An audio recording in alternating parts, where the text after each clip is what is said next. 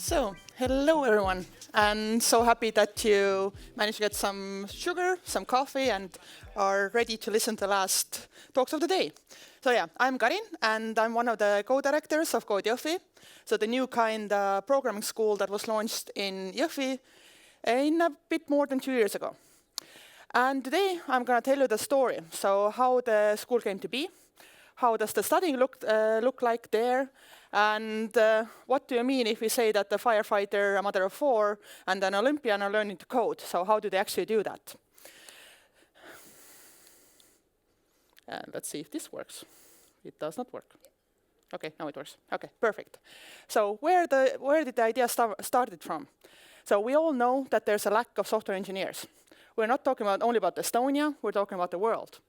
And this is a skill that becomes more and more essential for everybody. As one of our founders says, then code is a bit like sugar, that's basically in everything. And as more the world develops, the more people we need who know how to write code and who know how to use it. So why Jõhvi? I think this problem also became very evident, that we are lacking software engineers and the number keeps growing.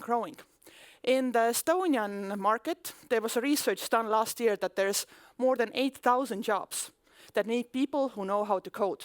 And we're talking only about Estonia, so a country that has 1.3 million people. If you think about the whole world, I can't even imagine what the number is.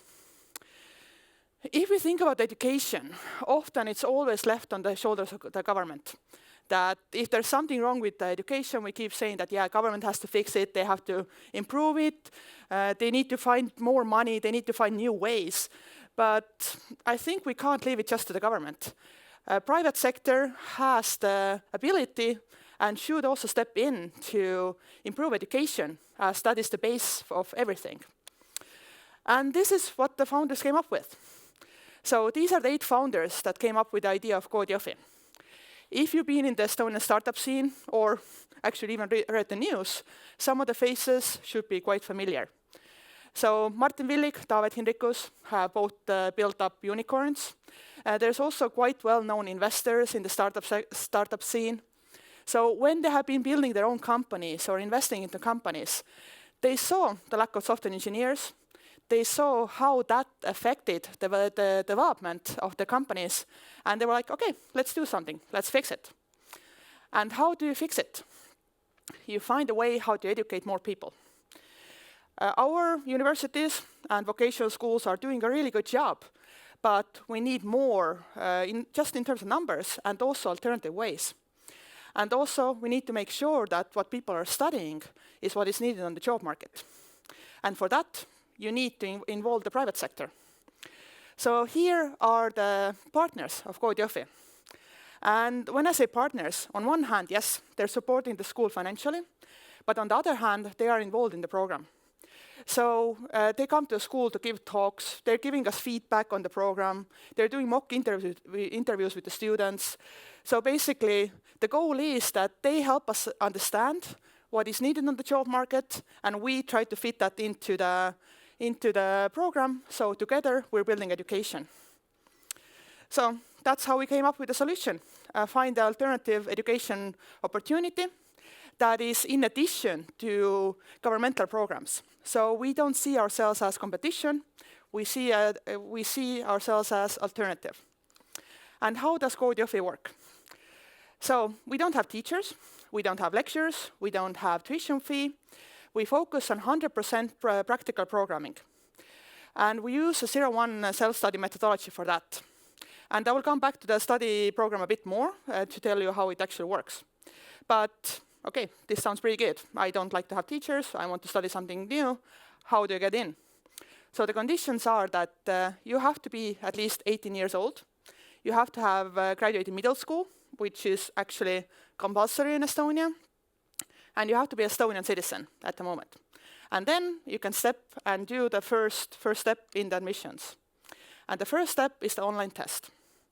The online test is like a 1.5-hour game that you play on our website.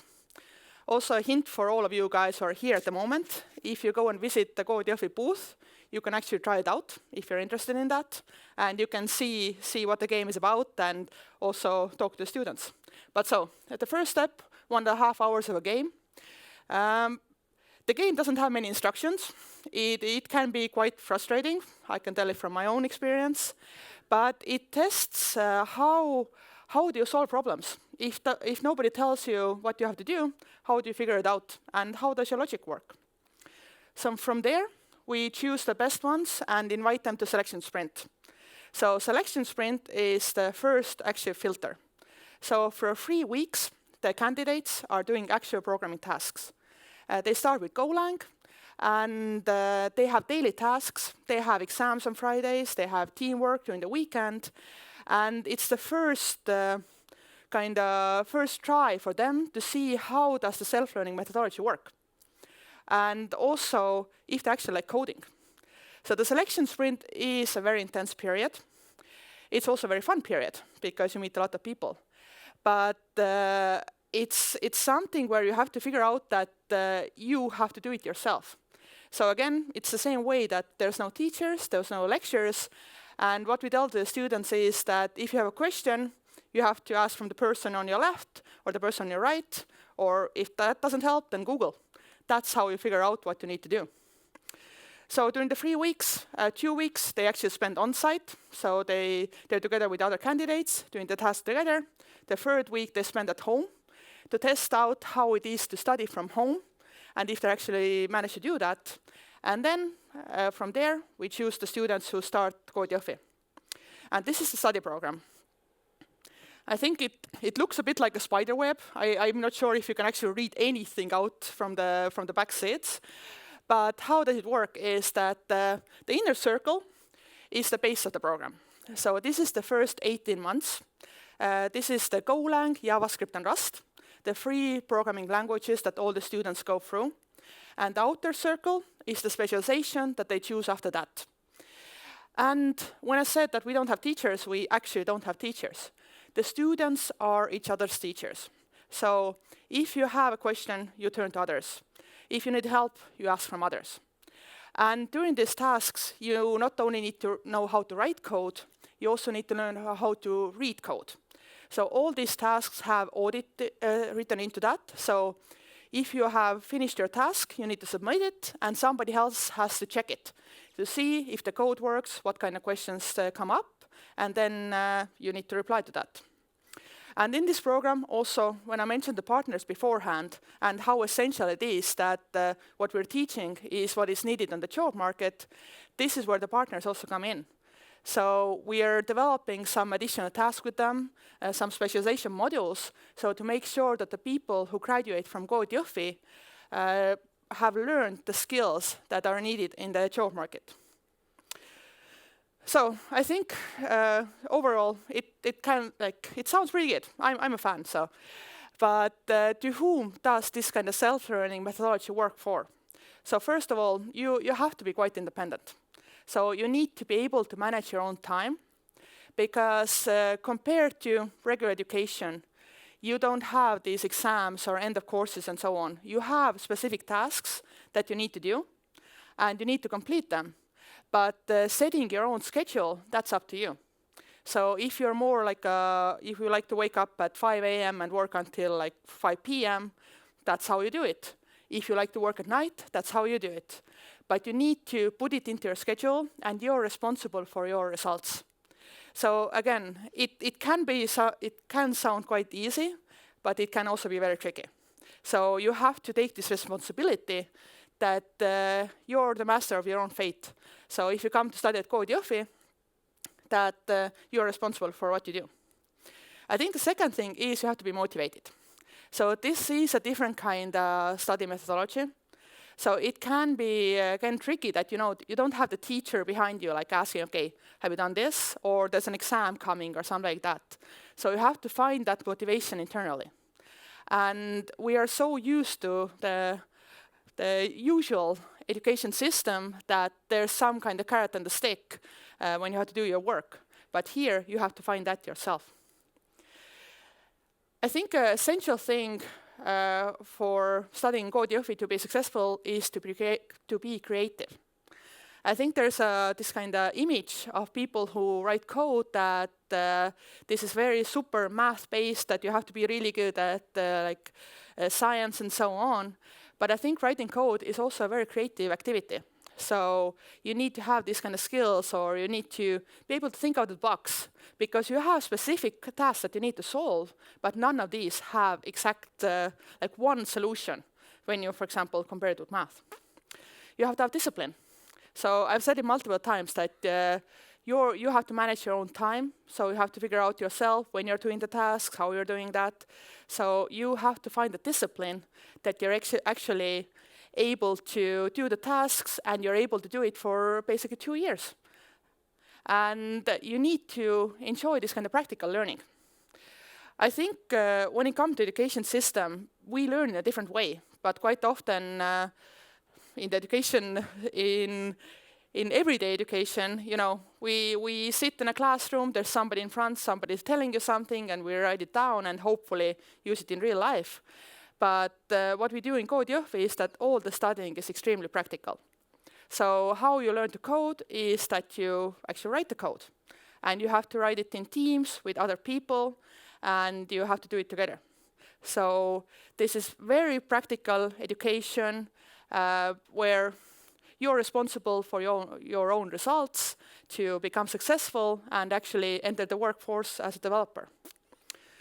So what is the result, or what do we have? So we have built Code Jõhvi. Code Jõhvi was launched in September 2021 with our first class. The second class started now in November in 2022.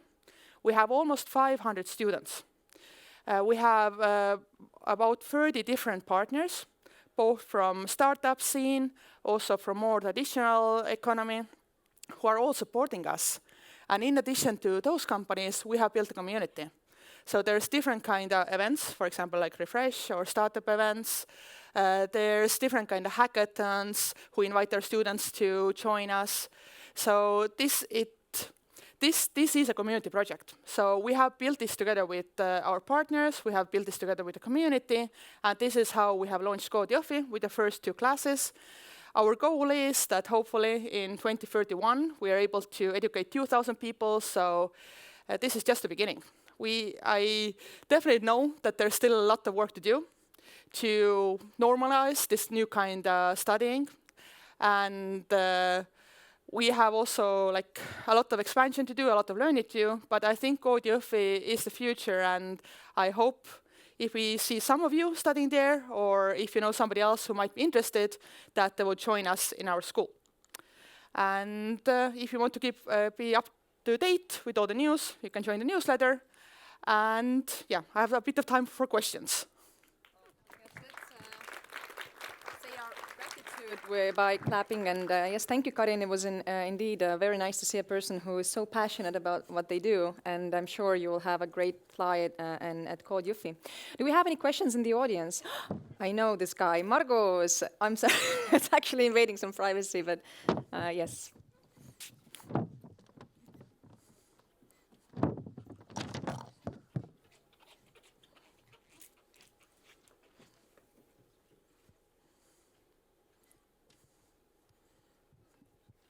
So I understand that most of it is self-learning. What is the role of the staff, and how big is the staff anyway?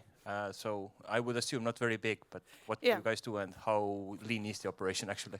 So basically for the first year and a half, we had a staff of 7 people, and now we just recently hired a few more, so now we have a team of 10, and we have, as I said, 500 students. And what the different roles are that we do have some technical support if people have questions about the platform where they're studying, or also in terms of the task and so on. We also have marketing, and what the expansion was that we now also have people who are going to help with the matchmaking.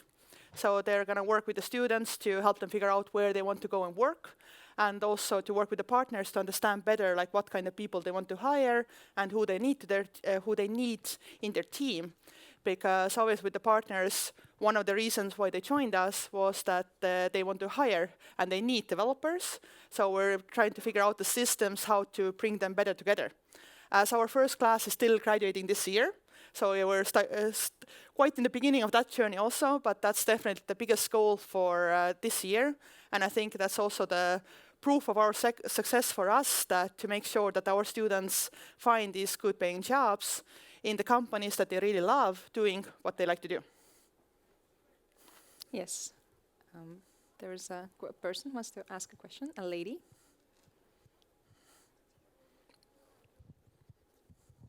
Okay, so just out of curiosity, what are the conversion rates? How many students initially applied? How many pass? How many have dropped off within the process? So in the both 2 years, we've had more than 3,000 people who have applied. This year, last year, we're in January already.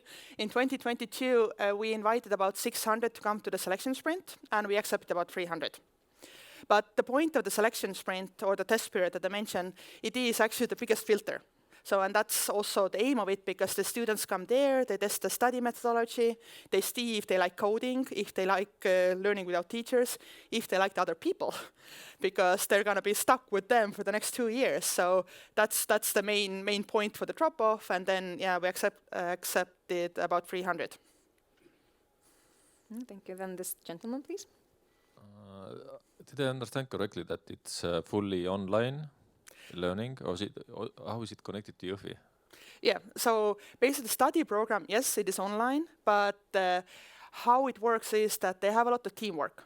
Basically all the tasks are teamwork, so they need to work with somebody else.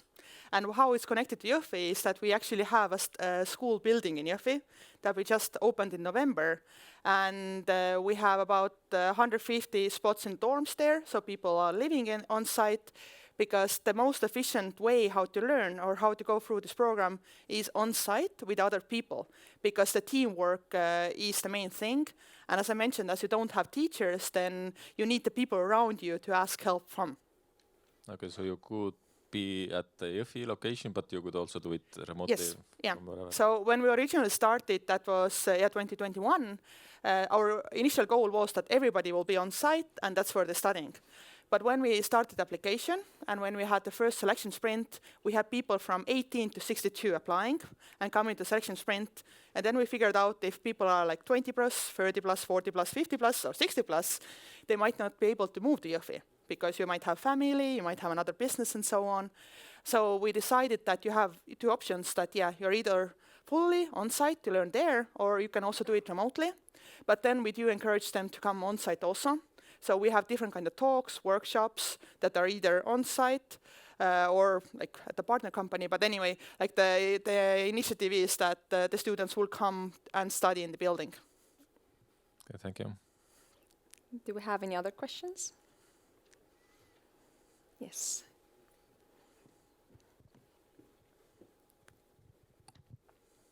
Thanks a lot for the talk, and especially thank you for bringing education to people, so accessible and innovative. And my question would be, do you have a plan on expanding the education to other fields like design or something else like that? At the moment, we don't have those plans. Our plan at the moment is to expand this study methodology and teaching people how to code.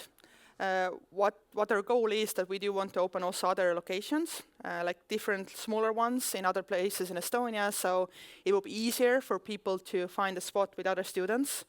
So, but hopefully we'll have some news about that in the upcoming months. But yeah, at the moment we haven't focused on the other fields, but it could be one of the alternatives in the future. So I think we're still quite in the beginning of our journey, but what we've seen already that from the interest of the people who have applied to school and the students, and also from the partners, there's definitely opportunities. And also what we can see from the education system is that, yeah, as I mentioned, like universities, they work well, but just we need other ways, because people learn in different ways. And unfortunately, traditional education doesn't move that fast. So yeah, you need to find different ways how you can teach things. And maybe some other alternatives could be an option. Obviously, if there's some companies who are interested in partnering that, let me know. Really good luck on your journey. Thank you. Is there anyone else who wants to? Oh, So many questions. It's a very intriguing topic. I say very good. Hi. Yeah, so you started in 2022, no, 2021. Yeah. So the first batch of students should be graduating this year. Yes. How many do you prognose will be graduating? So I think with the first class, the dropout rate has been a bit more than 20%. So definitely in the first class, it has been higher than we expected to be in the future. But obviously, like that was also a big learning lesson for us in terms of the admissions and so on. So I think with the first class, hopefully like 160 will graduate. Cool.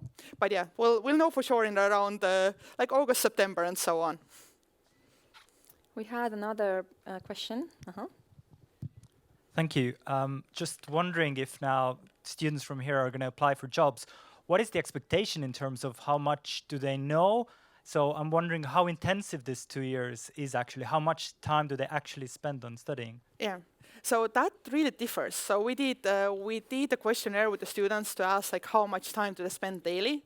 So there's some who spend like 2 hours per day. There's some who spend like 8 hours per day. What we see ourselves is that they're junior full stack developers. So they have learned to write code in 3 languages and then also do the specialization. So, but yeah, at the moment I would say junior level, but also we do have people who have had some experience before Jõhvi. So it can be either in technology, like also, for example, studying IT in vocational school or universities, and now they come and study Jõhvi to learn more practical skills. So I can see that they could be more middle or just maybe also like higher level developers. We can take a question or two from the audience. We still have some time if someone wants to ask something. I can ask questions. Yes. I think when I was listening to your presentation, it feels that you are tackling this big challenge or this big, how to say, like a gap that companies usually address towards universities, that students still are lacking of certain skills when they graduate.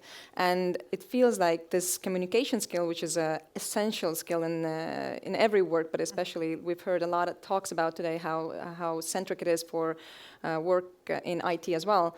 It feels that this approach is actually targeting this gap. So I'm really happy to hear that, and I'm looking forward to see how it will actually influence our education system also in university. Mm-hmm. And of course, I would like to ask you, do you code? Not really. I have done some basic courses, and I think from the beginning, the plan with our team is also that we need to go through the selection sprint ourselves, like the test period. I don't want to put the deadline there, but I think one day we have to do it. We have to agree with the team. But yeah, I have some like basic knowledge, but not too much. That's the reason we have the technical team in our technical people in our team. No, I was just wondering if you are like, I wonder how like something. I really like. I'm really into tech in that sense and like startups and all that. But yeah, actual coding skills.